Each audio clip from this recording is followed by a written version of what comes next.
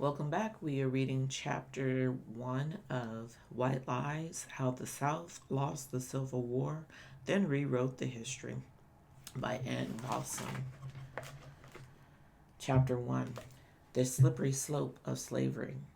When George Junkin relocated his family to Lexington, Virginia in 1848, he not only started a new job, he encountered a new way of life. Although some local families employed servants to handle their household chores, just as the Junkins had previously done in Pennsylvania and Ohio, many in Lexington followed a different approach. They enslaved other people to work for them without pay. George Junkin wasn't a big supporter of slavery. As a white Presbyterian minister, he had looked to the Bible for guidance. And as far as he was concerned, the Bible had been pretty clear. The Bible tolerates slavery. He told fellow Presbyterians in 1843, but he observed that didn't make it right. Junkin presented his analysis in painstaking detail during a 2-day, 8-hour speech. No totalitarian in bearing with, enduring a thing, he said, and it implies that the thing is viewed as an evil.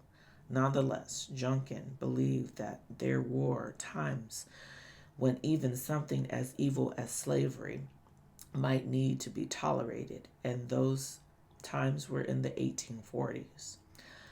White Americans had been enslaving others for more than 2 centuries by then. Slavery had begun in the future states in 1619, when a few dozen African men and women were brought against their will to the colony of Jamestown, Virginia.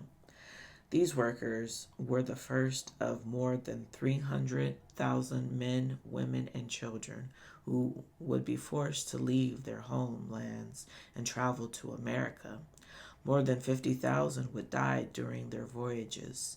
Those who survived provided enslaved labor during the development of the North American colonies and the subsequent states. Their descendants inherited lifetimes of bondage.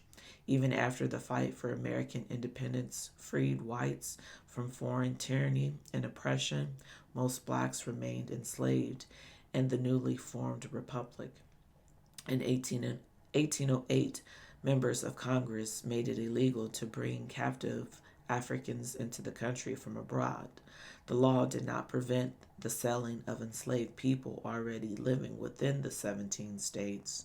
However, the legislators found it hard to agree to reduce enslavement. The topic of slavery became so divisive that between 1836 and 1844, no one was even permitted to discuss it on the floor of the House of Representatives. Many of these lawmakers had a personal interest in the continuation of slavery because they were themselves enslavers. In fact, more than 70% of members of Congress had previously enslaved or were still enslaving other people when they first began meeting in 1789. This figure declined, then leveled out around 40% during the decades that preceded the Civil War. In the North, where slavery was less prevalent, there was growing public support for abolishing the practice. Pennsylvania started to end slavery in 1780. Massachusetts followed in 1783, and New York in 1817. Some states, like Massachusetts, ended slavery immediately. Others, like Pennsylvania and New York, instituted gradual reforms, and years passed before they fully took effect.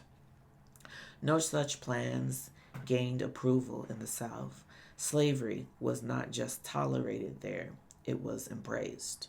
Cotton and the millions of dollars that would be made by growing and selling it helped fuel the region's reliance on enslaved labor. So did recent technological advances. The cotton gin, which was patented in 1794, helped supercharge the cotton economy. It turned the time consuming task of hand cleaning cotton fiber into a speedy mechanical process. Other inventions made it possible for machines to spin and weave those fibers into cloth. These changes created an international industry based around cotton grown in the American South. Much of it was converted into fabric at factories in northern states and in Great Britain. Southern farmers met the rising demand for cotton by growing more of it. Many moved further south, expanding settlements into states like Alabama, Mississippi, and Texas, where conditions were just right for the crop. Buying additional land was just only one part of the formula for growth. Landowners, who were almost invariably white men, needed more workers too. Cotton was still a labor intensive crop. It needed to be planted by hand, weeded by hand, and picked by hand. And that time, the hands that did the work were overwhelmingly those of enslaved black men, women, and children. Many people were uprooted from previous sites of enslavement, separated from family members, and forced to move south to complete these tasks. Traffickers based in Virginia, which had more enslaved residents than any other state, grew rich, brokering sales of human beings bound by southern cotton fields, turning race into racism. By 1848, as George Junkin prepared to relocate his family to the South, members of Congress were once again debating slavery. Wisconsin was admitted as the nation's 30th state that year, and more states were coming.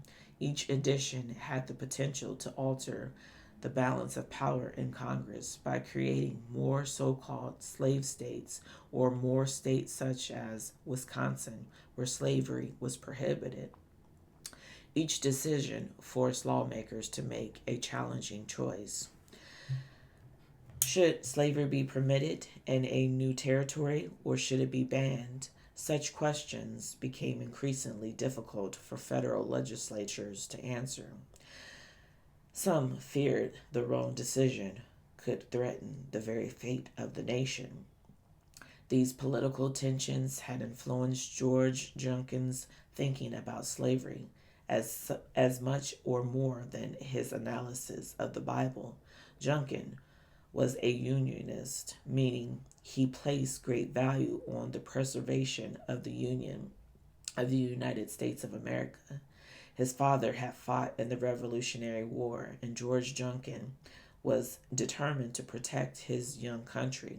He believed it would be catastrophic for the United States to break apart over the issue of slavery. Therefore, if it was necessary to tolerate slavery in order to save the Union, then so be it. But Junkin didn't think slavery should last forever. He was among the many Americans, Southern whites included, who advocated for black people to be repatriated, that is, sent back to Africa. That was not a new idea. Since before the Revolutionary War, people had been talking about returning black people to Africa, starting with those who had never been enslaved. Lots of enslavers, including Thomas Jefferson, had considered taking the same steps with the people they held in bondage. A few enslavers had even liberated some of their captive workers and arranged their passage across the Atlantic. A very few. Thomas Jefferson was not one of them. Most enslavers only talked of such a development. Too much wealth was tied up in the people whom they claimed to own for them to act on the idea, and too many habits had become interwoven with the institution of slavery. In 1816, the American Colonization Society was founded to resettle blacks in Africa. With federal money, the group established a settlement on the west coast of Africa in 1821. That idea was eventually named Liberia to commemorate its role as a site of liberation. And capital Monrovia was named for President James Monroe, an enslaver and a supporter of the endeavor. Later, states' colonization societies sent more people, but it proved impractical to relocate all the nation's blacks to the continent, and only about 20,000 made the journey. Whites who supported the repatriation of blacks to Africa were often motivated by racist thinking as much as or more than by goodwill. Many preferred to live in an all-white society rather than one with multiple races. Sending black Americans to Africa seemed like the best way to achieve that aim. Given the overwhelming logistics of such a transfer, however, these whites considered it an acceptable alternative for blacks to remain enslaved indefinitely in the United States. Indeed, enslavement seemed essential as a way to ensure the safety of enslavers and other whites. Otherwise, they feared blacks would take revenge on them if the oppression ever ended. The concepts of race and racism were well established by the 19th century, but they had not always existed. Such ideas had gained traction during the 15th century when Europeans first began to enslave black Africans. And then, in 4 subsequent centuries, enslavers had often used the Bible to justify the enslavement of Africans and their descendants. Enslavers took a particular interest in the ancient story of Noah. The Bible's account in Genesis describes how Noah and his 3 sons constructed an ark that they filled with pairs of animals ahead of a great storm. After the rains began, the men and their wives set sail with their remarkable cargo. During their voyage, the world is said to have been flooded so completely that no other humans or creatures survived. Noah, his sons, and their children were then entrusted by God with repopulating the earth. Soon, however, Noah's middle son, Ham, was said to have displeased his father so greatly that he laid a curse on Ham's family. Noah decreed that Ham's son, Canaan, and all Canaan's descendants would be servants of others forever. Although the Bible makes no mention of race, Christians began to portray Canaan as having darker skin, just like the people they were starting to enslave. In earlier centuries, racial difference had been viewed simply as a characteristic of appearance, like height or hair color. But whites began to use this new line of thinking, which came to be known as the curse theory, to justify their enslavement of people with darker skin. They turned an awareness of race into a source for racism. These same whites also considered their Christian faith and their God to be supreme over all other religions. They concluded that God wanted them to civilize those with different beliefs by converting them to Christianity. And in the meantime, while this so-called civilizing unfolded, it was perfectly all right to enslave them by casting blacks as being different from whites. By othering them, it became possible for white people to dehumanize them, to view them as lesser beings. And by dehumanizing them, it became that much easier to justify enslaving them. Enslavers in the American colonies relied on this same time-tested chain of logic to perpetuate the institution. So did their descendants after the American Revolutionary War. Whites held such a grip on power that they were able to expand the practice to include people who had not yet even been born. Under the American system of enslavement, any child of an enslaved woman was automatically enslaved from the first breath to last. In this system, slavery would never die out. There would always be enslavers, and there would always be lives to enslave. In the company of enslavers, George Junkin didn't move to Lexington, Virginia in 1848 with the intention of enslaving others. Junkin headed south to take a new job as president of a small private school for men named Washington College in recognition of the nation's first president. Junkin, his wife Julia, and 5 of their 8 children, including all 3 daughters, eventually relocated to the area. Margaret, the eldest, was 28 and had gained some national prominence as a poet by then. The middle daughter, Eleanor, was 5 years younger. The youngest of the 3, who had been named Julia after her mother, was entering her teens. Their brother Joseph died soon after the move while recuperating in Florida from chronic illness, leaving the sisters in the company of their youngest brother William. All lived together with their parents in the college president's house on campus and were joined in the South some years later by another brother, Ebenezer, who settled in North Carolina. A year after relocating to Lexington, the family witnessed the departure of a group of local blacks in Liberia in Africa, the very outcome George Junkin and others had promoted as an alternative to slavery. Some of these immigrants had previously been enslaved. Others had lived independently in the town for some time. George Junkin was among those who spoke during their send-off. His daughter Margaret, the poet, wrote verses that were sung to commemorate the occasion. The travelers were heading home to their grandsire's grave, the line observed. Alas, a number of them were laid to rest in their own graves soon after reaching Africa. Diseases in the tropical climate at sites of resettlement took a deadly toll on transplanted immigrants. More than a third of a larger party who immigrated in November 1851, mostly from Western Virginia, had died by June 1852.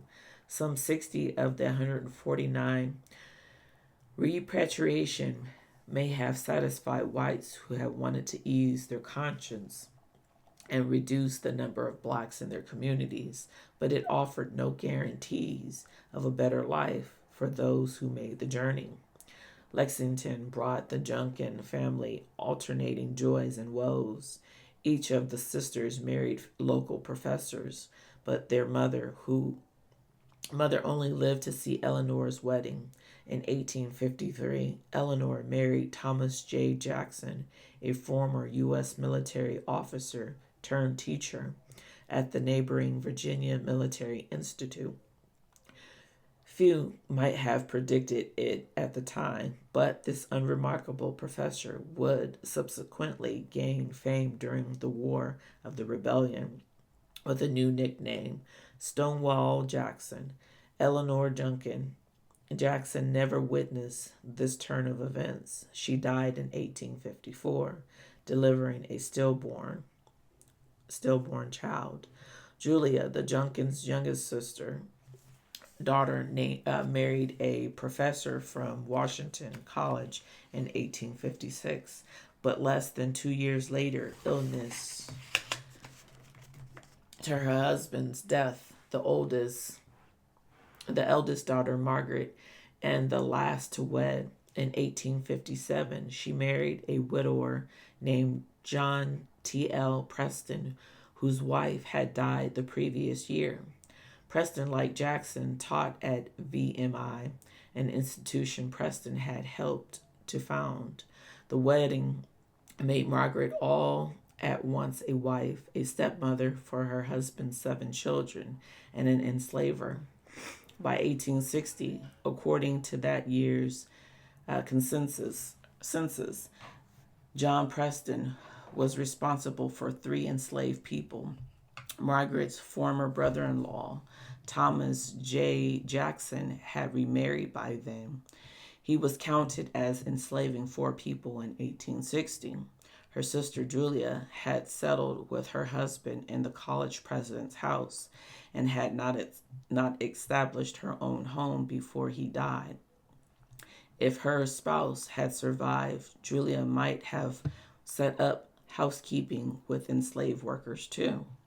Meanwhile, George Junkin, the man who had dismissed slavery as an evil while living in the North, had himself become an enslaver. Census workers attributed 8 enslaved people to him in 1860, 3 male and 5 female individuals. In addition, they noted that George Junkin was engaged in the widely used practice of hiring the service of people enslaved by others. These workers received no compensation for their labor. Junkin paid the value of their services directly to their legal enslavers. This system provided an easy way for people like Junkin to find help while allowing enslavers to monetize the skills of the people they claimed as their property, just as someone might collect rent by sharing a dwelling that they owned. In 1859, a year before the decennial census, 1 or more of Junkin's enslaved workers had been suspected of trying to poison the college president's household. Arsenic was found in a pitcher of cream, seemingly placed there by one of the family's enslaved residents. George Junkin, his widowed daughter, Julia, and Julia's young son all became ill, but they did not die. Convincing evidence failed to materialize, and the house seemingly returned to normal. But this incident was a reminder that nothing was truly normal in a world where one segment of society had enslaved another. The 1860 census identified more than 17,000 residents of Rock Ridge County, where Lexington is located. Just under 4,000 of them, almost a quarter of the total population, were enslaved. Nationwide, the census counted nearly 4 million enslaved people that year. Some blacks had gained their freedom by then, but only about 500,000. 89% of all blacks in the country were enslaved.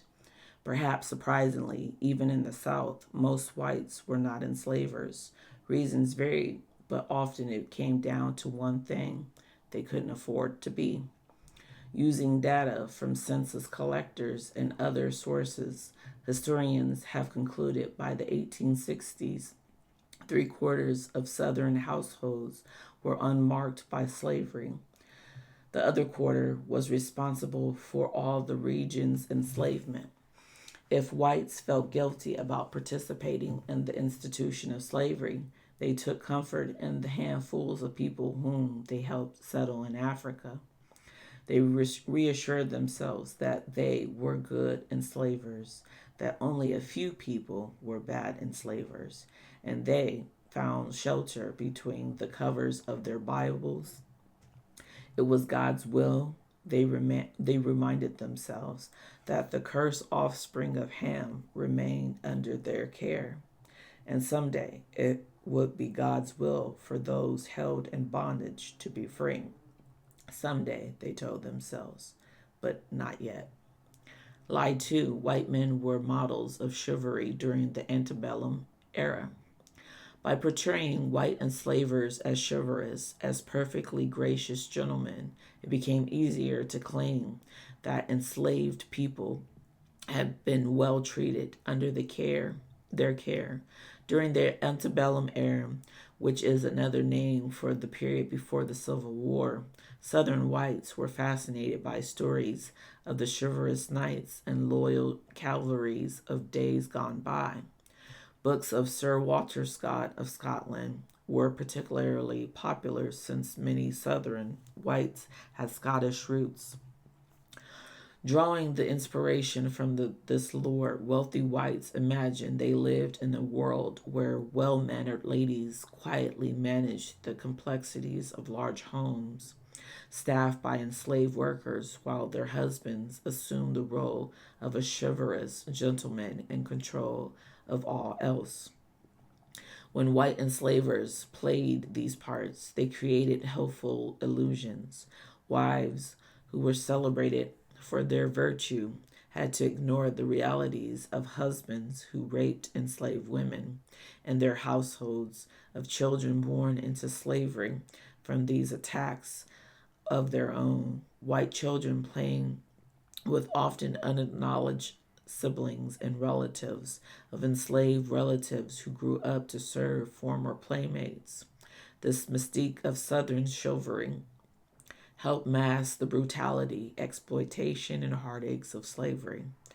After the war, Southern whites promoted this distorted recollection of the past.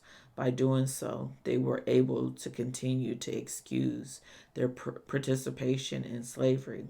This nostalgia for this glorified lost way of life, the chivalrous times when slavery had been honorably maintained, became the heart of what was represented by the term the lost cause. We're going to stop there and pick up chapter 2.